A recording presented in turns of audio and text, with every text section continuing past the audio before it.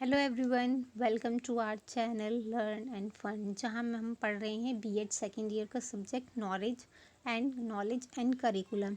Knowledge and curriculum एक subject है B Ed second year में, जिसका हम टॉपिक पढ़ रहे हैं ज्ञान। अब तक हमने ज्ञान का अर्थ, परिभाषा व प्रकार पढ़ लिए हैं और आज हम पढ़ने जा रहे हैं ज्ञान के स्रोत, सोर्सेज ऑफ नॉलेज। तो यहाँ पे मैंने यहाँ पर जो है सोर्सेज ऑफ नॉलेज को एक्सप्लेन किया है, थोड़ा मेन पॉइंट्स डाल के इसमें एक्सप्लेन किया हुआ है, जिसे आप अच्छे से पढ़िए, अच्छे से समझिए और समझ के आप अपने एग्ज़ाम में इस तरह से लिखेंगे तो मुझे डेफिनेटली यकीन है कि आपके अच्छे मार्क्स आएंगे।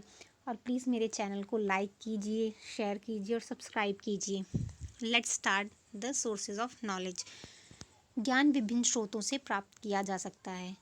जो ज्ञान है, ज्ञान प्राप्त करने के विभिन्न स्रोत हैं। स्रोत मनुष्य से, उसकी कार्य प्रणाली से तथा अन्य बाह्य माध्यमों से, कि हम मनुष्य से, अपने पेरेंट्स से, अपने ब्रदर सिस्टर से, टीचर से, हम मनुष्य से ज्ञान प्राप्त करते हैं अपने इन्वायरमेंट में।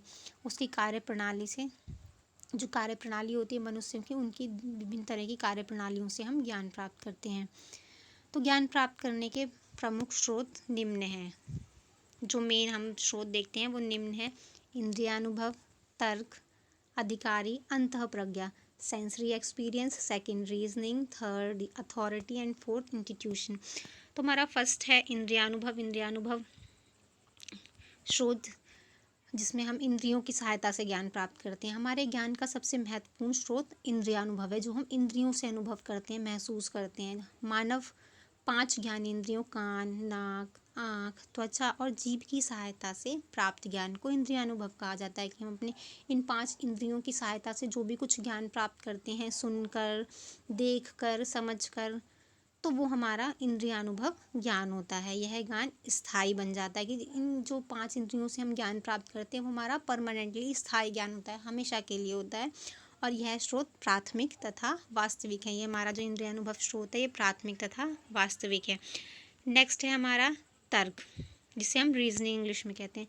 तर्क ज्ञान का द्वितीय स्रोत है। हमारा इंद्रियानुभव प्राथमिक स्रोत था और ये जो हमारा तर्क है वो ज्ञान का द्वितीय स्रोत है। तर्क में बुद्धि का सहारा लेकर अनुमान लगाया जाता है, कि हम अपने माइंड का यूज़ करके किसी भी चीज़ के बारे में, आगे होने वाले में अनुमान लगाते हैं हम अपना, कि क्या हो सकता है या इसका क्या आंसर होगा या फ्यूचर में क्या होने वाला है, तथा इस क्रिया से ज्ञान प्राप्त होता है। तर्क बुद्धि की ओर संकेत करती है। मतलब हम जब विभिन्न प्रकार के तर्क देखे, कहते हैं कि चुनाव में कौन जीतने वाला है, कौन सी पार्टी, तो हम विभिन्न प्रकार के तर्क और आंकड़े इकट्ठा करके तब उसमें हम बुद्धि यूज़ करते हैं। बुद्धि के द्वारा हम रीजनिंग करते हैं तर्क देके उसमें।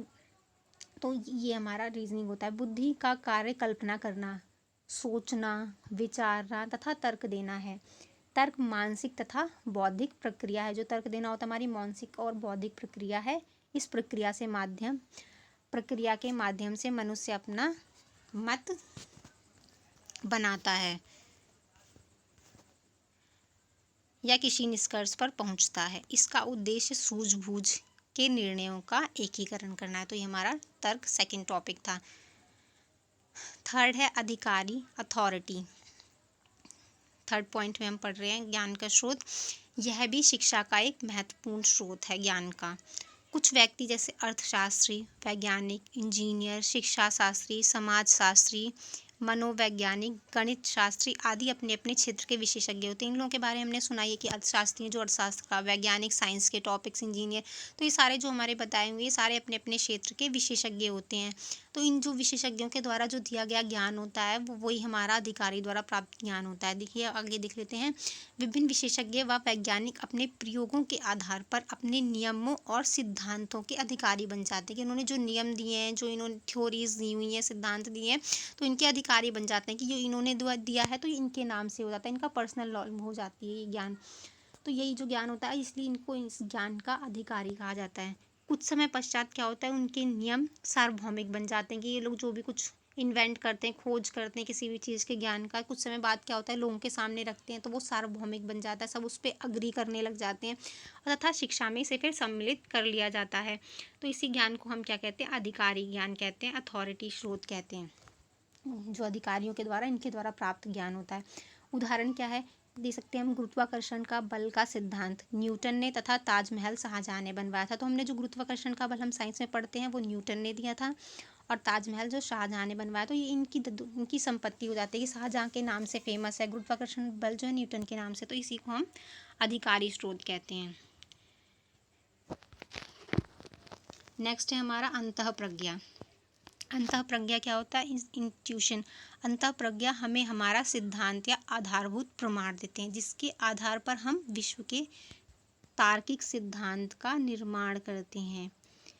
यह ज्ञान एक तरह की अंतःकरण की आवाज़ होती है कि जो हमारे अंदर से हमारे मन की आवाज़ होती है, कहते हैं ना आत्मा की आवाज़, उस तरह से होता है ये ज्ञान जो अंतःप्रज्ञा होता है। कहते हैं अंतः से क्या समझ में आ रहा? आंतरिक ज्ञान। यह ज्ञान ना तो इंद्रियों से, ना हम इंद्रियों से प्राप्त करते हैं, ना तर्क से, कि किसी भी प्रकार का तर्क इस ज्ञान में नहीं चाहिए होता है, ना व्यक्तिगत अनुभव से संबंधित है, किसी भी बाहरी चीज़ से, इन सब चीज़ों से संबंधित नहीं है इसका। इसलिए इस अनुभव को मनुष्य की छठी इंद्रिय का नाम भी दिया गया है। तो इस तरह से जो हमारी आंतरिक मन की भावना होती है, आत्मा के द्वारा जो प्राप्त ज्ञान, ये स्रोत, ये हमारा एक दूसरा स्रोत है जिसमें हम अपने आंतरिक भावनाओं से ज्ञान प्राप्त करते हैं। नेक्स्ट है श्रुति, रिविलेशन। श्रुति का संबंध धार्मिक ज्ञान से होता है कि जो धर्म का ज्ञान होता है, जो हम सुन के लेते हैं। श्रुति मतलब क्या है? सुनना। तो जो हम सुन के ज्ञान प्राप्त करते हैं, इसके श्रुति महत्वपूर्ण स्रोत है।